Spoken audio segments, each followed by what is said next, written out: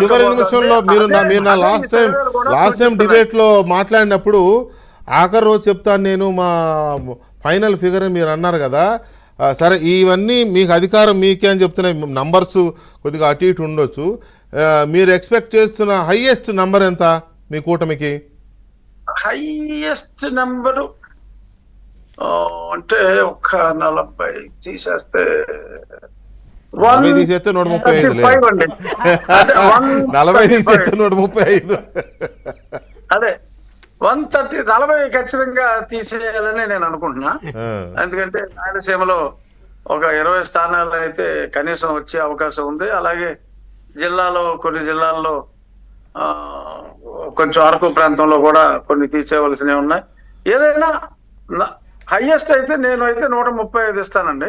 Okay, నా confirm number నేను మనసా వాచ ఖచ్చితంగా వస్తాయనే నెంబర్ అయితే 125 మీదే ముందు ఏదైతే చెప్పానో దాని మీద ఉంటాయి. ఎంపీ స్థానాలు ఖచ్చితంగా 20 పైనే తప్ప 21 కూడా తగ్గదు.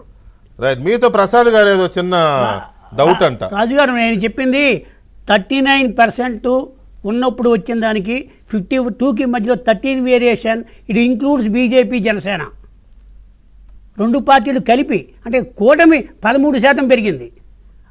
గతంలో 51, 52 స్థానాలు తెచ్చుకున్న వైసీపీ 39కి పడిపోయింది. అంటే 13% ఓటింగ్ తేడా వచ్చింది. అంటే ఎన్ని సీట్లు పెరుగుతాయి? ఇంకా మీరు గత వారం మీరు మాట్లాడినప్పుడు మహిళల ఓట్లు పురుషుల ఓట్లు చెప్పినప్పుడు 5 లక్షల ఓట్లు తేడా వస్తేనే ఇన్ని సీట్లు పెరిగాయి కదా అని ఒక ఈక్వేషన్ కూడా మీరు చెప్పారు.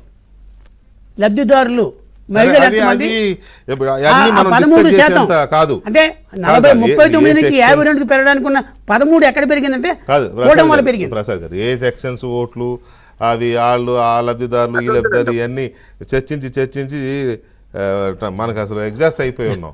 పైగా ఇప్పుడు మనకున్న తక్కువ సమయంలో ఈ ఓట్లు సీట్లు ఫైనల్గా చెప్తారా మీరు? రిమార్క్స్ చెప్పండి రాజు గారు.